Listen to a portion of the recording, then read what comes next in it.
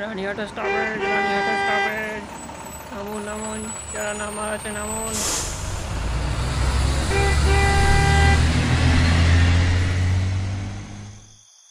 আশ্চর্য, রঘু তো আসবো বলেছিল বাস স্টপেজে, কিন্তু কোথায় সে? এত ফাঁকা, মানুষজন সব গেল কোথায়? ঘুমিয়ে পড়েছে নাকি? মোবাইলটাতেও চার্জ নেই, ঘুর বন্ধ হয়ে গেল।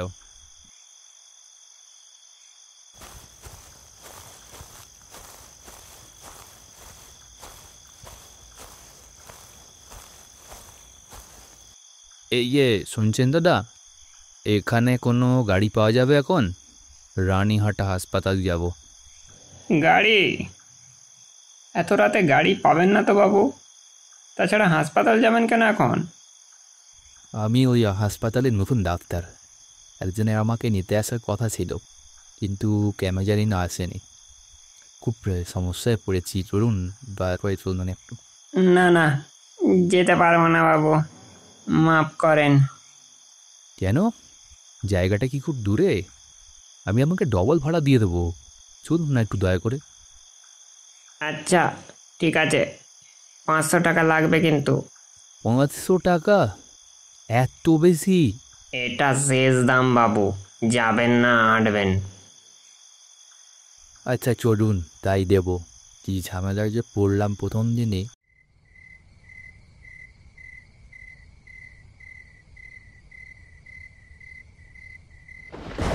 বাবু, ঝড় আসছে, আমার টাকার দরকার নেই। আপনি নেমে যান, আমি চলে যাই। বাড়ি ফিরতে হবে, আমি আর সামনে যাব না। আরে অদ্ভুত, আমি তাহলে এত রাতে যাবো কি করে এখন? না বাবু, আমি আর যাব না, আপনি এখানেই নামুন। কি লোক রে বাবা, মাঝ রাস্তাতেই নামিয়ে দিয়ে চলে গেল। দেখি সামনে কোনো আশ্রয় পাই কিনা। বৃষ্টিটাও নামবে মনে হচ্ছে।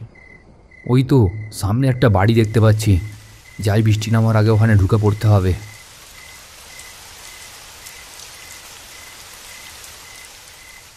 আরে এটাই তো সেই হাসপাতাল, কিন্তু এই কী অবস্থা! এটা মনে হচ্ছে গত 1 বছর এদিকে কেউ আসেনি। রোগগুলো কোনো পাত্তা নেই, আর বৃষ্টিটাও এসেছে জোরে। এখন সারা রাত কি করবে এখানে? কে কে ওখানে? কি চাই? কাউকে খুঁজছেন? আমি এই হাসপাতালেরই নতুন ডাক্তার, আমাকে পাঠিয়েছে আজকে এখানে জয়েন করতে। আপনি কে? ও, আমি বিজু, এখানে হাসপাতালের সব কিছু দেখি। ও আচ্ছা, রঘু কিছু বলেনি আমার আসবার কথা? না, কে রঘু? না, কেউ কিছু বলেনি। আচ্ছা ভেতরে আসুন, আপনার জন্য একটা ঘরের ব্যবস্থা করে দিচ্ছি।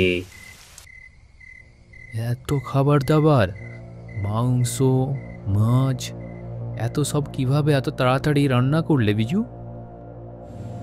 ও কিছু না, ওসব হয়ে গেছে, আপনি কে শুয়ে পড়ুন।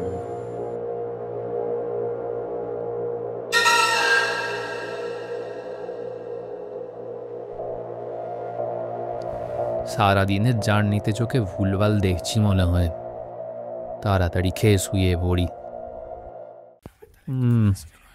কিসের আওয়াজ এটা? এত রাতে 3টে বাজছে এখন, কারা ফিসফিস করে কথা বলছে? যাই দেখি তো কি হলো। আওয়াজটা এখান থেকেই আসছে মনে হচ্ছে।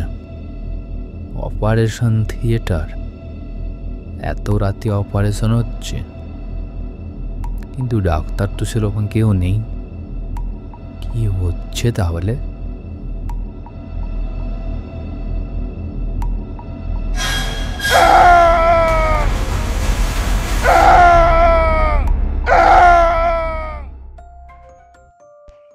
উঠুন বাবু, উঠুন উঠুন বাবু, উঠুন। রঘু আমাকে উদ্ধার করে জানায় আগের ডাক্তার রোগীদের হত্যা করে কিডনি পাচার করতেন। একদিন তাই মৃতদেহ অপারেশন থিয়েটারে পাওয়া যায়। তারপর থেকেই হাসপাতাল বন্ধ। এখন ভাবলাম এখানে চাকরি করাটা কি আমার ঠিক হবে?